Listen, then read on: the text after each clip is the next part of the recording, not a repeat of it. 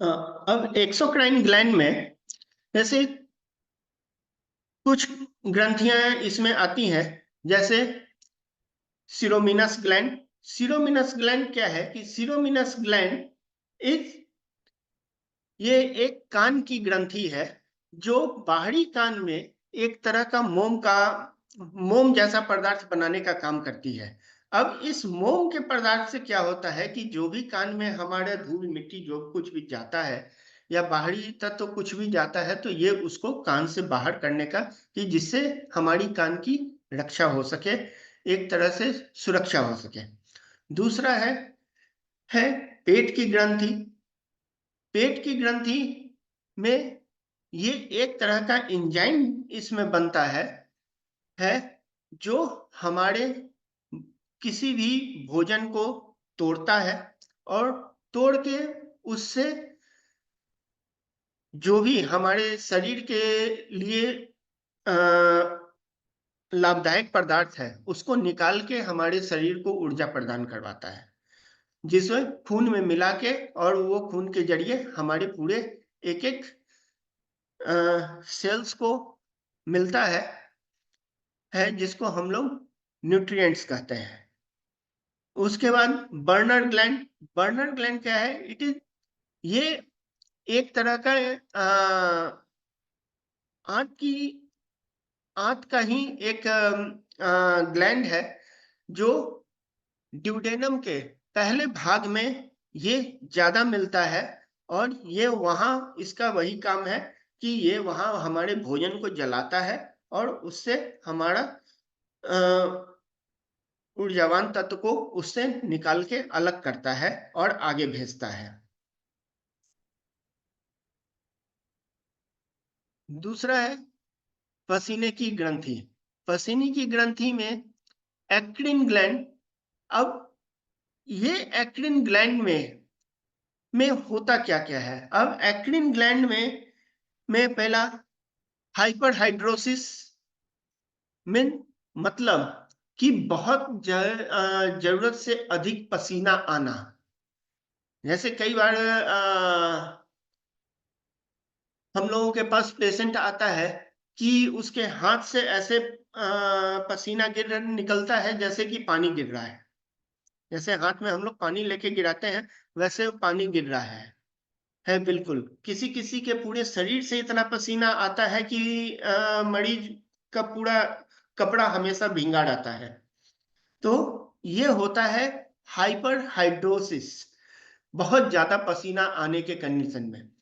अब इसमें होता क्या है कि इसमें एक्रिन ग्लैंड जो हमारा पसीना एक बाहर करता है, और जो पसीना को यानी कि खून से पानी को लेके जो बाहर करता है पसीने के रूप में, ये जरूरत से ज्यादा बाहर करने लगता है जिसके वजह से ये जरूरत से अधिक पसीना आता है। दूसरा है हाइपोहाइड्रोसिस। अब हाइपोहाइड्रोसिस में हम सभी लोग जानते हैं कि इसमें बिल्कुल पसीना या तो बहुत कम आता है या बिल्कुल नहीं आता है तो इस में मरीज क्या होता है कि इसमें मरीज बेचैन रहता है कि पसीना नहीं आ रहा है, चुनचुनाहट पूरे शरीर में रहेगी। दूसरा कि कहीं कहीं उस पसीने के वजह से जो छोटे छोटे हमारे त्वचा पर जो छोटे छोटे छिद्र होते हैं उसमें अगर कुछ पसीना चला भी तो वो पसीना चल के क्या होता है कि वो एक परत बना देता है।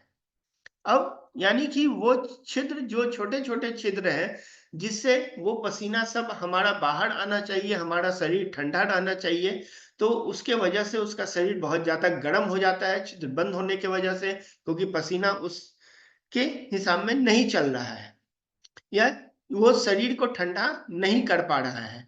तो इस कंडीशन में हम लोग कहते हैं इसको हाइपोहाइड्रोसिस।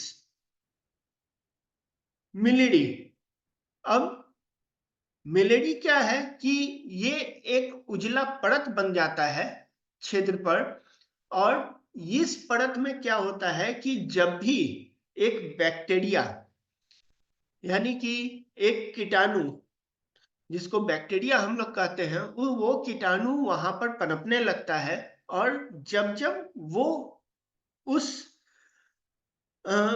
उजले पदार्थ को यानी कि ऊपर का जो उसका एक परत जो चढ़ा है, उजला परत, उस परत को जब जब वो तोड़ता है और उस परत को तोड़ के और वो जब जब आगे बढ़ता है तो इसमें मरीज के शरीर से बहुत ज्यादा बदबू आती है।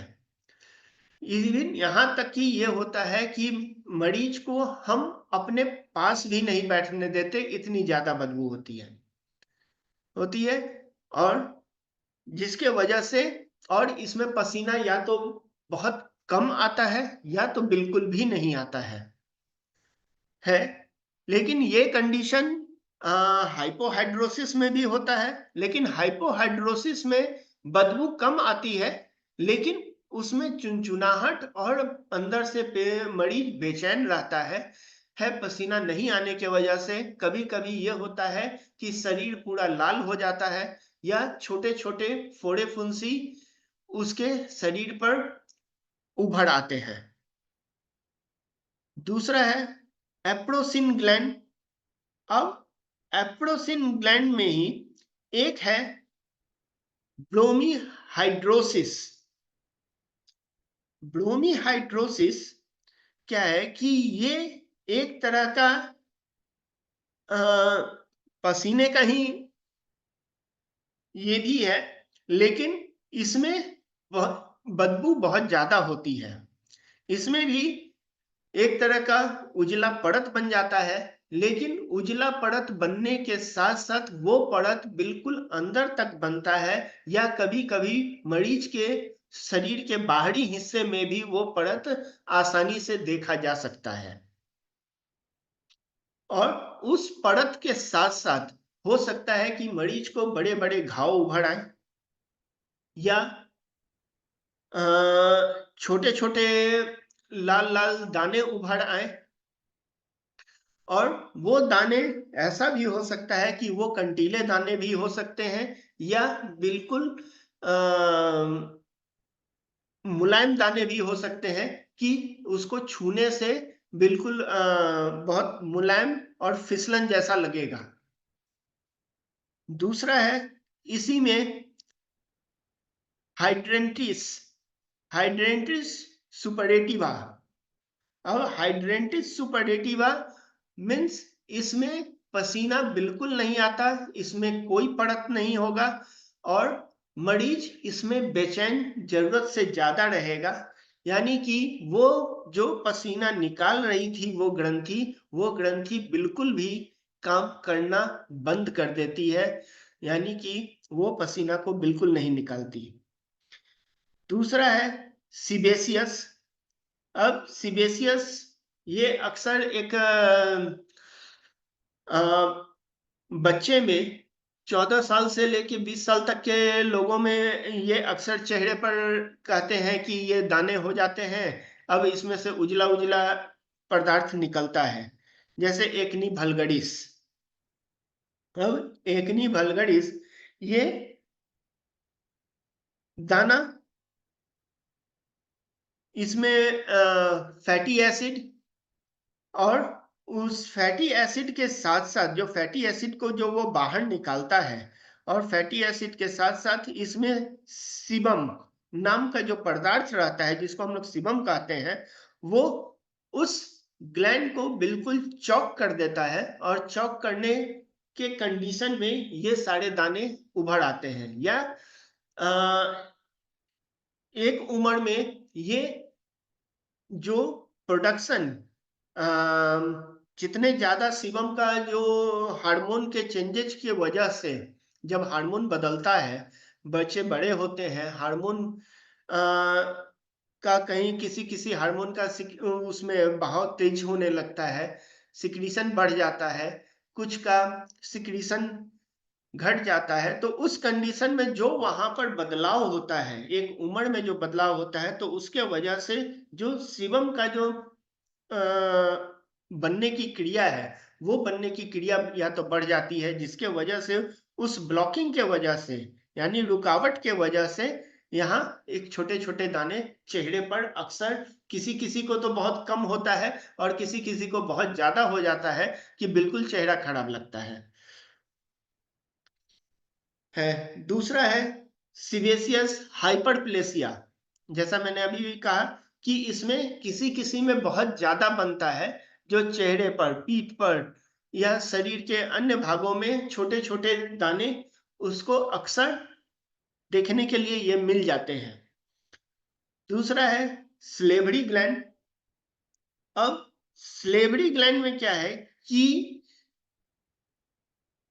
सैलाडेंटिस सैलाडेंटिस नाम की जो ये बीमारी है, ये एक तरह से बैक्टीरियल और वायरल इन्फेक्शन है, जिसके वजह से इसमें दर्द बहुत ज़्यादा होता है। तो ये ज़्यादा से ज़्यादा आपका 48 घंटा या 72 घंटे तक ही ये रह सकता है। अब इसमें बहुत ज़्यादा कुछ नहीं, इसमें हम लोग जनरल जो इस्तेमाल करते हैं, तो मरीज को कह दिए कि नमक पानी से थोड़ा कुल्ला कर लेना, या कोई ओरल अगर हमारे पास है तो वो दे देते हैं कि इससे ओरल सॉल्यूशन से कुल्ला कर लेना, ये सब 1-2 दिन में ठीक हो जाएगा। तो ये ज़्यादातर बैक्टीरिया या वायरस के इन्फेक्शन के वजह से, या कभी-कभी मुंह में जो छाले पड़ जाते हैं, इसके वजह से हो जाता है। उसके बाद है सेजोग्रीन। अब सेजोग्रीन सिंड्रोम ये ऑटो इम्यून खुद पर खुद होने वाला है बीमारी है।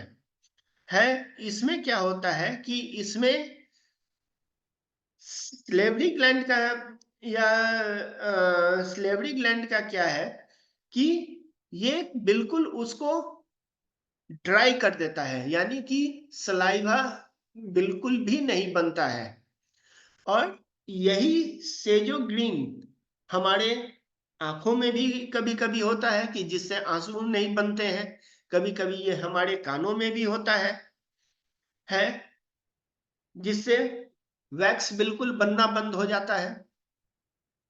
तो इन और ये इसका ज़्यादातर प्रभाव ये बैक्टीरिया और वायरस के वजह से ही ये भी होता है, लेकिन इसमें कभी-कभी क्या होता है कि हार्मोनल चेंजेस के वजह से भी इसमें बिल्कुल उस ग्लैंड को चॉक कर देता है, यानी उस ग्लैंड के काम में रुकावट डाल देता है जिसको हम लोग सेजोग्रीन सिंड्रोम कहते हैं कि बिल्कुल भी नहीं बनना। अब बहुत से बच्चे आते हैं कि उनका कभी आंसू निकला ही नहीं, आप कुछ भी कर दीजिए आंसू बिल्कुल भी नहीं निकलता है। किसी-किसी में मरीज का मुंह बिल्कुल सूखा हुआ रहता है, यानी कि कुछ भी वो खाता पीता है अगर कोई सूखा चीज खा लिया तो उसको निगलने में बहुत कठिनाई होती है, या तो पानी पी के वो निगलता है या फिर अपने दूसरे तरीके से निकलता है या जबरदस्ती उसको निगलना पड़ता है। तो इसमें ये कंडीशन होती है। दूसरा है इसमें ये है कि इसी सलाइवा में पत्थर बन जाना। इस ग्रंथि में जो जिसको हम लोग डक्ट कहते हैं, उस डक्ट में क्या होता है कि उस डक्ट में जो हमारा सलाइवा कभी बहुत ढंग से नहीं निकल पाया, किसी सूजन के वजह से बंद हो गया, तो जो सलाइवा वहां पे बन रहा है, वो सलाइवा कभी-कभी क्या होता है कि किसी कारणवश वो जम जाता है और जम के एक पत्थर का रूप ले लेता है। जैसे हमारे किडनी में पत्थर होते हैं, गॉल ब्लैडर में होता है जिसको हम लोग गॉल स्टोन कहते हैं, किडनी में होगा रीनल स्टोन। तो उसी तरह हमारा इसमें स्लेवरी स्टोन भी एक बन जाता है कि वो स्लाइवा के जो मुंह है, जहां से स्लाइवा हमारा निकलता है, उस स्लाइवा के मुंह को बिल्कुल बंद कर देता है जिससे कि स्लाइवा बाहर नहीं आ पाता और हम लोग कुछ भी खाते हैं तो वहां से आता तो है, लेकिन उस पत्थर के वजह से वो वापस चला जाता है और उसमें सूजन होता है। इसमें दर्द भी बहुत ज्यादा होता है। उसके बाद है मेमोरी ग्लैंड। मैं आगे इन सब में, अब रेपर्टरी में कहाँ कहाँ क्या है ये मैं आगे बतलाऊंगा। पहले इसमें मैं बीमारियों के बारे में थोड़ा जिक्र कर लूं। मेमोरी ग्लैंड, अब मेमोरी ग्लैंड में क्या है कि इसमें सीधा है कि सभी माताओं में दूध का बनना, जब भी बच्चे होते हैं तो उसमें दूध का बनना ये स्वाभाविक है और दूध बनता है। लेकिन कभी कभी क्या होता है कि किसी कारणवश उस डक्ट में सूजन आ जाता है। अब जिसको हम लोग कहते हैं डक्टस इक्टेसिया।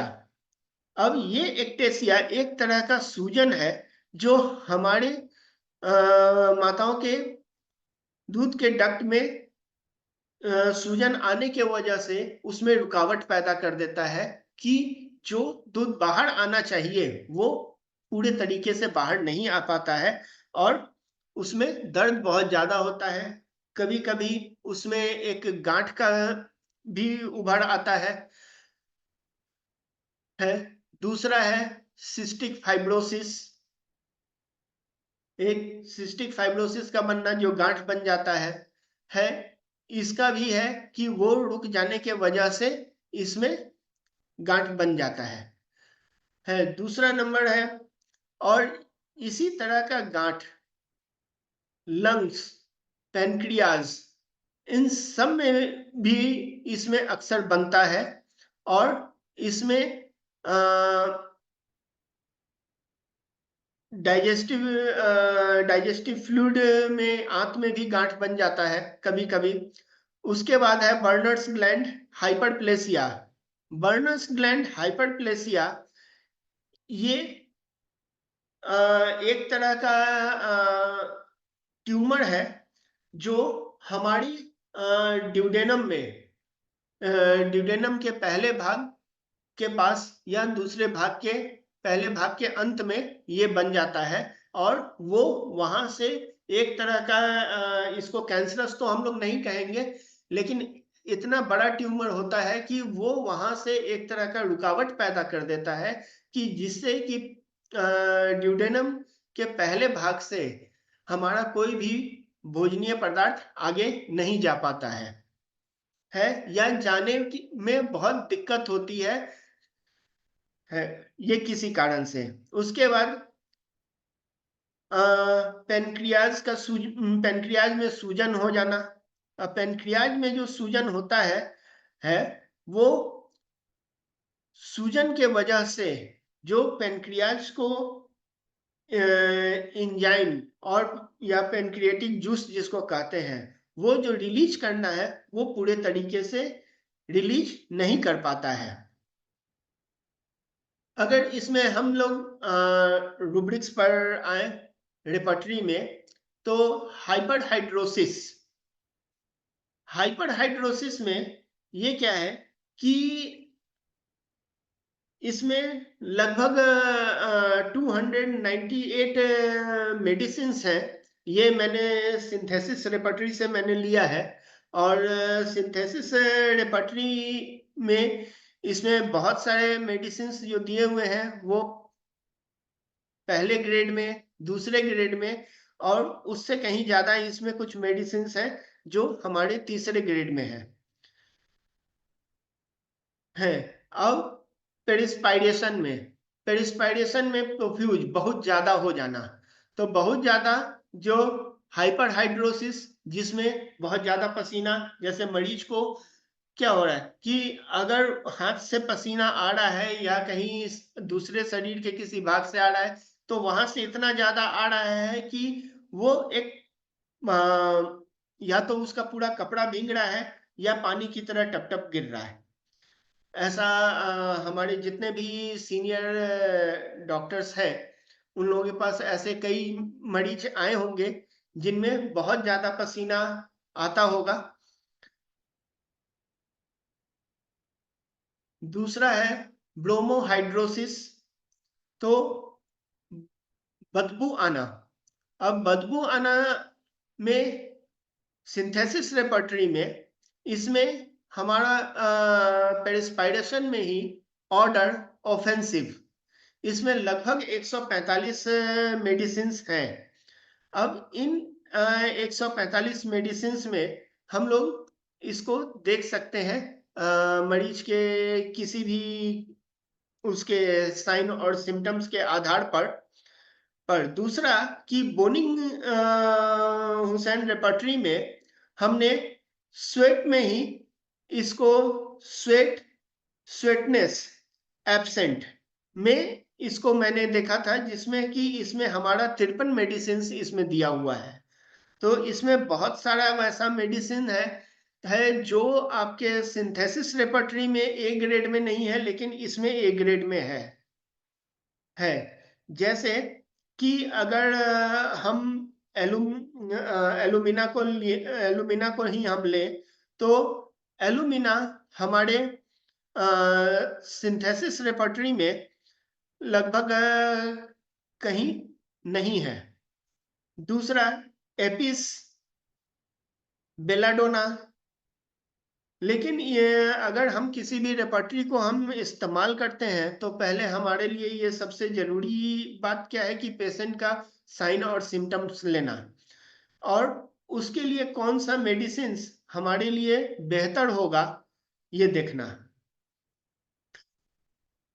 अब जैसे कि सिंथेसिस रेपर्टरी में काली कार्ड भी जो दिया हुआ है वो 3rd ग्रेड में दिया हुआ है, जबकि अगर बोनिंग हुसैन में ही हम देखें तो काली कार्ड इसमें पहले ग्रेड में दिया हुआ है काफी ज्यादा नंबर से। दूसरा है सेजोग्रीन सिंड्रोम। सेजोग्रीन सिंड्रोम माउथ ड्राई, ये सिंथेसिस रेपर्टरी में है, जिसमें लगभग हम लोगों को 435 मेडिसिन इसमें मिला। अब इसमें 435 मेडिसिन में इसमें बहुत सारे मेडिसिन वैसे हैं जो हमारे बोनिंग हुसैन रेपर्टरी में नहीं है। जैसे इसमें बोनिंग हुसैन में एकोनाइट और एलुमिना इसमें पहले ग्रेड में दिया हुआ है, जबकि अगर हम सिंथेसिस में देखें तो एकोनाइट तो हमारा पहले ग्रेड में है, लेकिन उसी जगह एलुमिना हमारा 2nd ग्रेड में है। तो ये मेरा कंपैरिजन किया हुआ है। दूसरा, अब एक्नी के लिए, तो एक्नी के लिए सिंथेसिस रेपर्टरी में माइंड में भी है, माइंड सैडनेस एक्नी विथ, जिसमें सिर्फ 3rd ग्रेड में ही सिंगल मेडिसिन है। उसके बाद ईयर इरप्शन एक्नी, इसमें भी एक ही मेडिसिन है। हियरिंग लॉस्ट, हियरिंग लॉस्ट में कंपेन्ड बाई एक्नी पंक्चर्ड, जिसमें सिर्फ और सिर्फ नेट्रम कार्ब दिया हुआ है, वो भी 3rd ग्रेड में। Nose nodocytes surrounded by red swelling like acne rosacea, जिसमें सिर्फ सिंगल मेडिसिन है किनाइन सल्फ। अब फेस इरप्शन में लगभग 200 मेडिसिन हैं, तो इसमें फेस इरप्शंस में ये सबसे तो कॉमन है, इसलिए यहाँ पे काफी ज्यादा इसमें मेडिसिन दिया हुआ है। दूसरा है gland ectasia. Memory gland ectasia में इसमें नेट्रम्यून, नाइट्रिक एसिड, और इसमें फास्फोरस और फाइटोलका साइलेसिया, ये सब ए ग्रेड में है, जबकि बोनिंग हुसैन रेपर्टरी में चेस्ट मेमोरी इसमें 62 मेडिसिन ही दिया हुआ है। जनरल ट्यूमर में अगर हम इसको देखेंगे तो जनरल ट्यूमर सिस्ट, अब इसके साथ साथ इसमें और जो सब रूब्रिक्स हैं, उन सब रूब्रिक्स को मैंने इसमें नोट नहीं किया है और इसके अलावा और भी सब रूब्रिक्स है। है जिसमें ट्यूमर से रिलेटेड दिया गया है। उसके बाद है बर्नर्स सिंड्रोम। बर्नर्स सिंड्रोम जो ड्यूडेनम में है, तो सिंथेसिस रेपर्टरी में abdomen, duodenum, complaint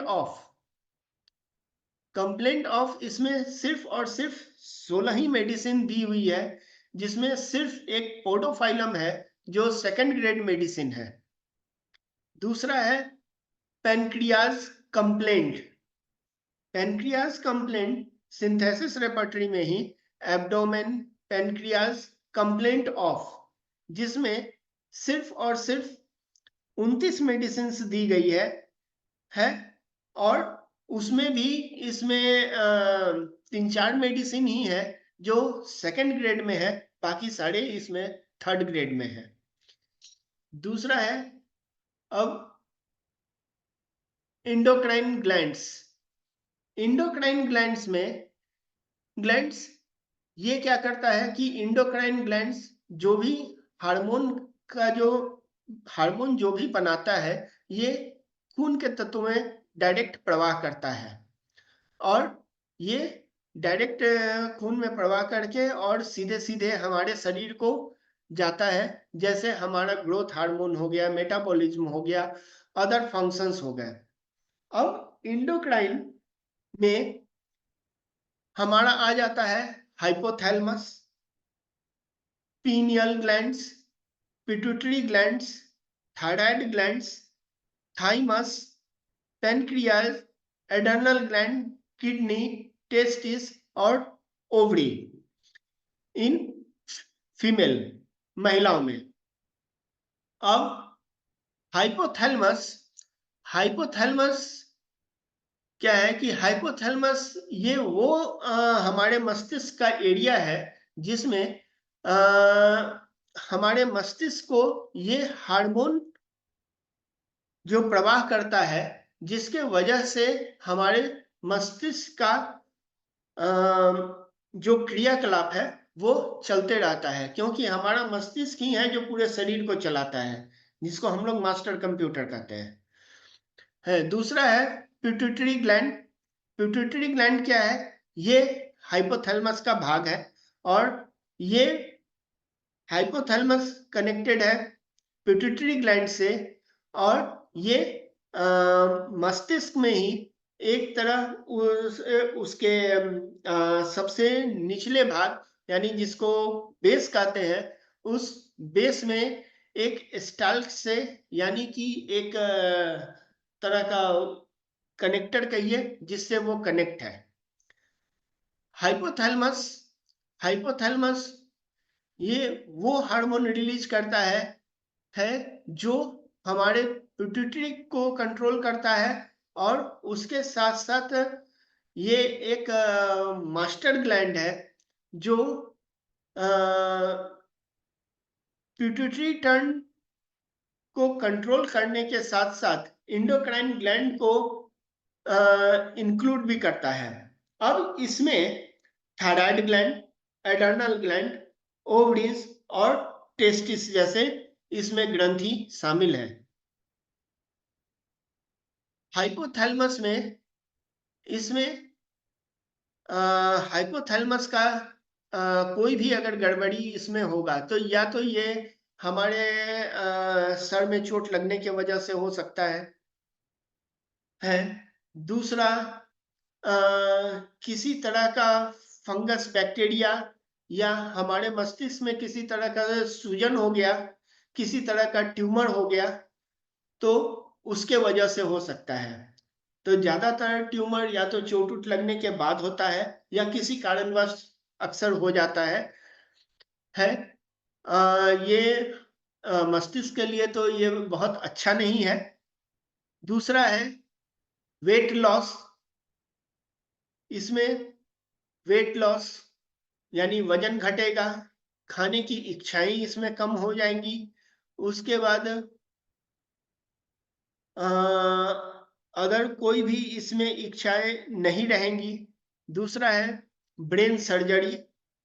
brain surgery के वजह से अगर किसी तरह का किसी ट्यूमर को गलाने के लिए उसको हटाने के लिए अगर किसी तरह का रेडिएशन हम इस्तेमाल करते हैं या कीमोथेरेपी देते हैं उस कंडीशन में। दूसरा कि जब बच्चे का जन्म हो रहा है तो उसी वक्त बच्चे के सर में अगर चोट लगा हो।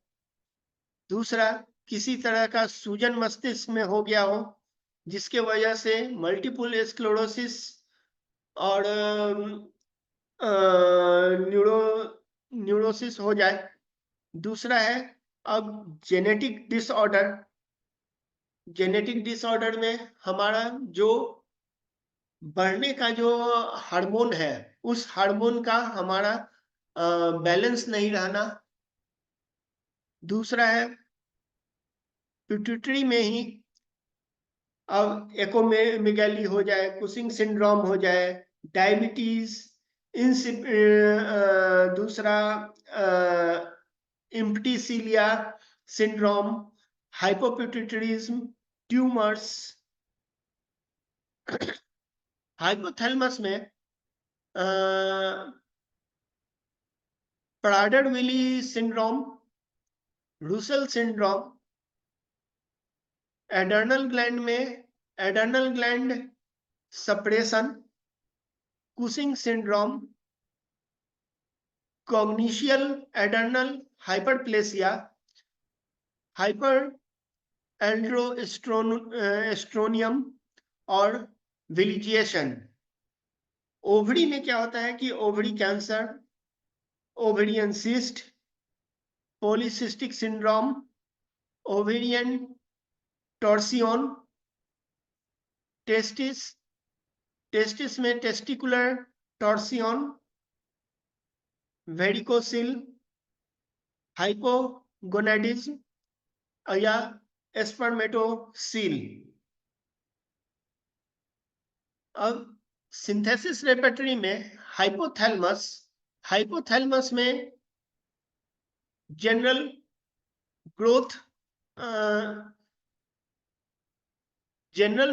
ग्रोथ हार्मोन में complaint of the growth process में इसमें टोटल मुझे थर्ड ग्रेड में सिर्फ 7 ही मेडिसिन इसमें मुझे मिला, जबकि एक मेडिसिन जो हमारा सेकेंड ग्रेड में है। दूसरा है सिंथेसिस रेपर्टरी में ही माइंड एफिलिएटी ऑल्सो, इसमें टोटल 8 मेडिसिन दिया हुआ है। तीसरा जनरल में डेवलपमेंट अरेस्टेड में इसमें टोटल 33 मेडिसिन इसमें दी गई हैं और इन 33 मेडिसिन में सिर्फ कैलकेडिया फॉस पहले नंबर पर है। बाकी कैलकेडिया कार्ब, साइलेसिया, फास्फोरस, ये सब जितने भी अच्छे मेडिसिन हैं इनको इसमें सेकंड ग्रेड में रखा गया है। उसी जगह अगर हम बोगर बोनिंग हुसैन रेपर्टरी में अगर हम देखें तो उसमें सेंसेशन एंड कंप्लेंट में जनरल डेवलपमेंट में मुझे 10 मेडिसिन इसमें मिला, जिसमें ब्राइटा कार्ब और कैलकेडिया फॉस ये दोनों हमारे पहले नंबर पर है और दूसरा कि फास्फोरस, ये 3 मेडिसिन इसमें पहले नंबर पर दिया गया है, जबकि चाइना, काली म्यूर, फास्फोरिक एसिड, सल्फर, इन लोगों को इन मेडिसिन को इसमें सेकंड ग्रेड में रखा गया है।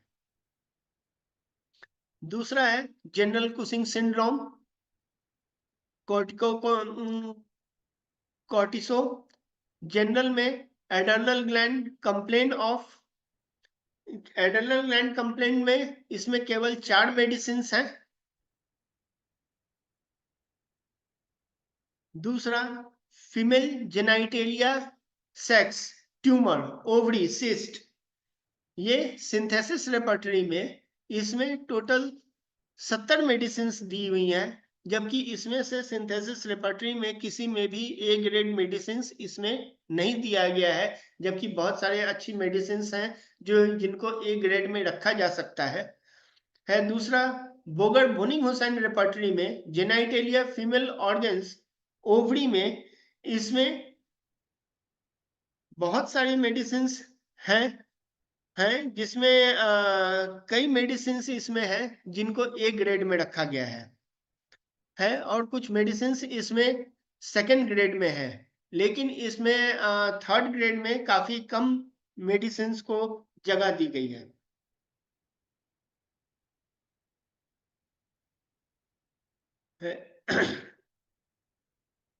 है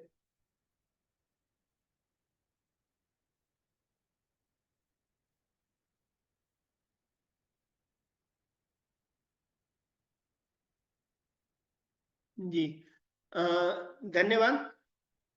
ये मैं अपना सेशन यहीं पर समाप्त करता हूँ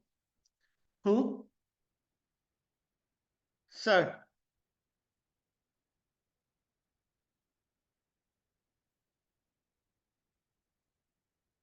मैडम, इसमें मैं अपना सेशन मैडम में समाप्त कर रहा हूँ। अच्छा, अच्छा डॉक्टर आशुतोष। जी, ओके, अभी अभी 1-2 स्लाइड्स और दिखा रहा था। अच्छा, आपने अब और आगे नहीं का दिखा रहे हैं? हाँ, आगे मैं नहीं दिखा ओके, रहा हूँ, आगे ओके, मेरा एंड हो गया है। ओके।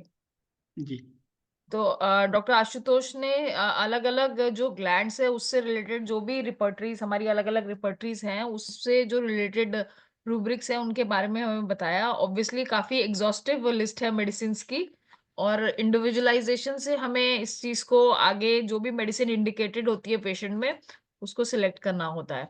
यहाँ पे चैट बॉक्स में एक क्वेश्चन आया है, एक्टेसिया क्या होता है? Ectasia doctor Ashutosh. जी,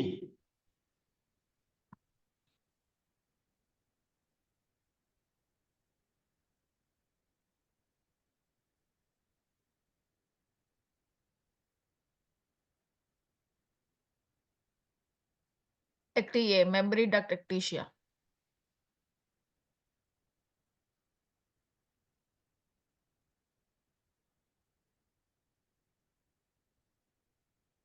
जी। एक एक्टेशिया एक तरह का ग्लैंड है जिसमें ये अ, हमारे एक तरह से जो मेमोरी डक्ट है उसको ब्लॉकिंग कर देता है और उसको ब्लॉक करके जो उसमें मिल्क का जो फॉर्मेशन यानी दूध का जो फॉर्मेशन माताओं में जो होता है उस फॉर्मेशन को न करके कि या तो वो बिल्कुल बंद कर देता है, जैसे कई महिलाएं आती हैं जो कहती हैं कि बिल्कुल दूध बन ही नहीं रहा है तो उस कंडीशन को हम लोग कहते हैं एक्टेसिया। जी,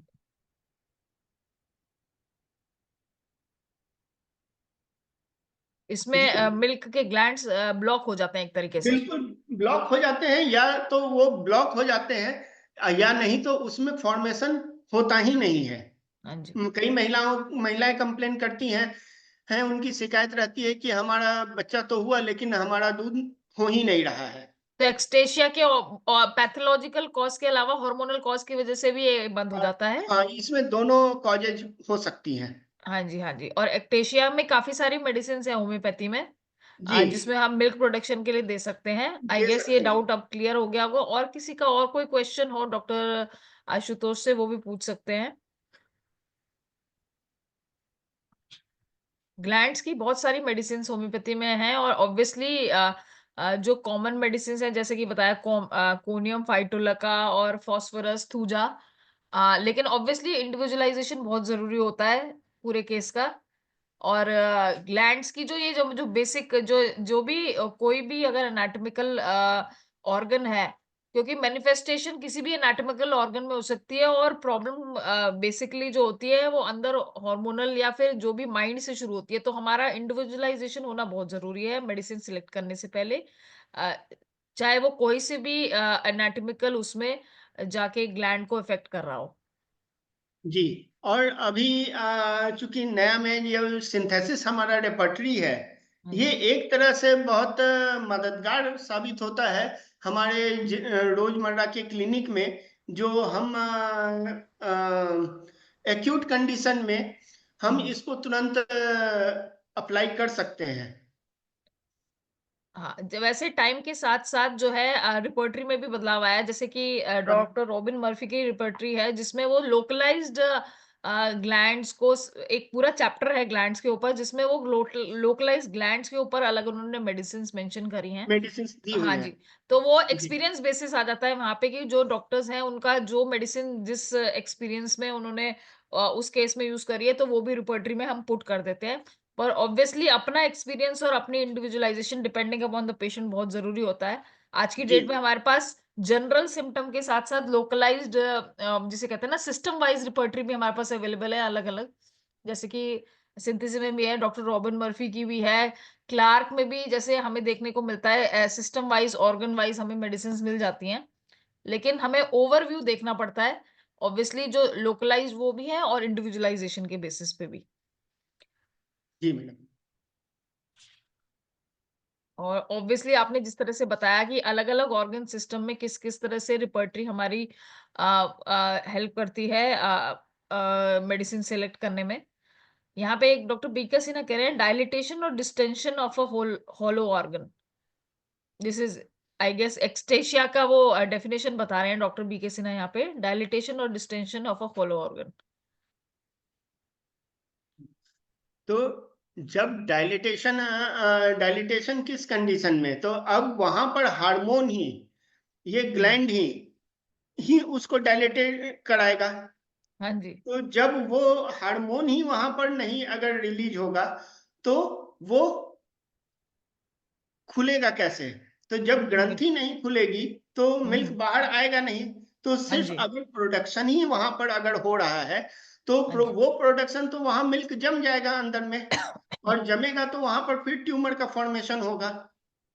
हाँ जी। तो जो महिलाओं की जो शिकायत होती है कि हमारा मिल्क आ ही नहीं रहा है और बन नहीं रहा है, और हम्म, उसके साथ साथ ये हो सकता है कि कभी कभी उसमें बहुत ज्यादा दर्द भी हो।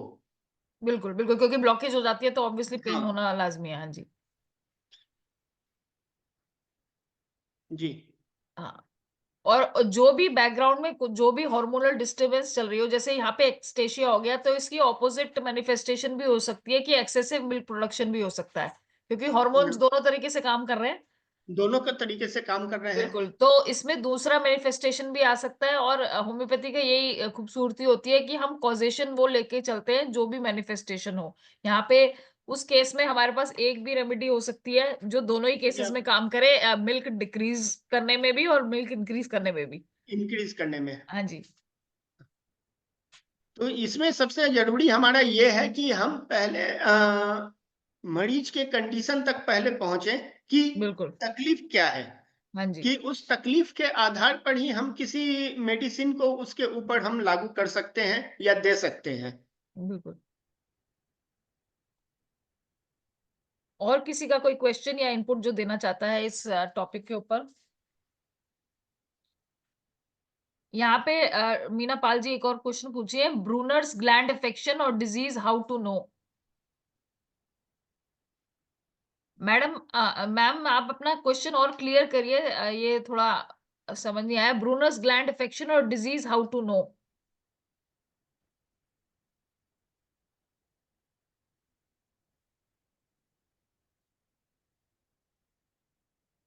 मतलब इसका डायग्नोस्टिक क्राइटेरिया क्या होता है? आई गेस ये पूछना चाह रही है कि ब्रूनर्स ग्लैंड के जो हाइपरप्लेजिया होता है ड्यूडेनम में, तो उसको हमें कैसे पता चलता है कि ये इन्फेक्शन है? कोई डायग्नोस्टिक प्रोसीजर या कोई सिम्पटम वाइज कोई स्पेसिफिक सिम्पटम जो उसको डायग्नोस करने में हेल्प करता है, डॉक्टर आशुतोष? हाँ देखिए, ब्रूनर्स ग्लैंड सबसे पहले तो ये फर्स्ट ड्यूडेनम में होता है। हाँ जी।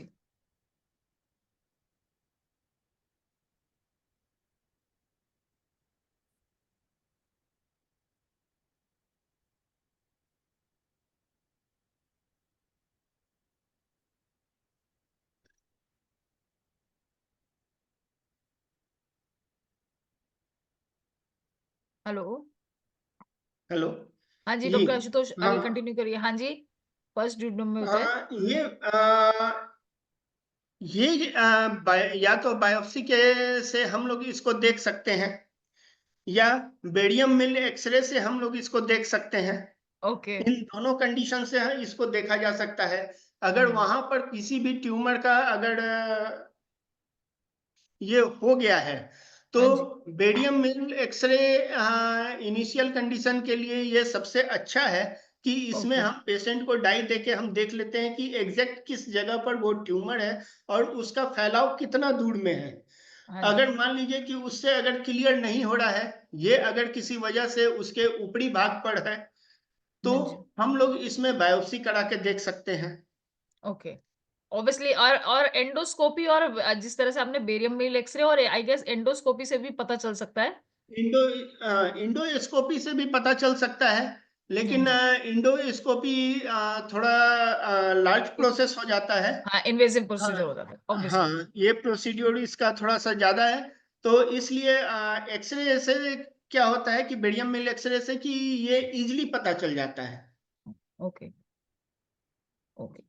तो आज का जो ये हमारा सेशन था डॉक्टर आशुतोष के साथ ग्लैंड्स के ऊपर, और उसमें किस तरह से हम रिपर्टरी के द्वारा अलग-अलग ग्लैंड्स की जो कंडीशंस हैं उनको हम रिपर्टरी से देख सकते हैं, और कैसे हम होम्योपैथी से इनकी जो जितनी भी डिजीज कंडीशंस हैं उनको ट्रीट कर सकते हैं।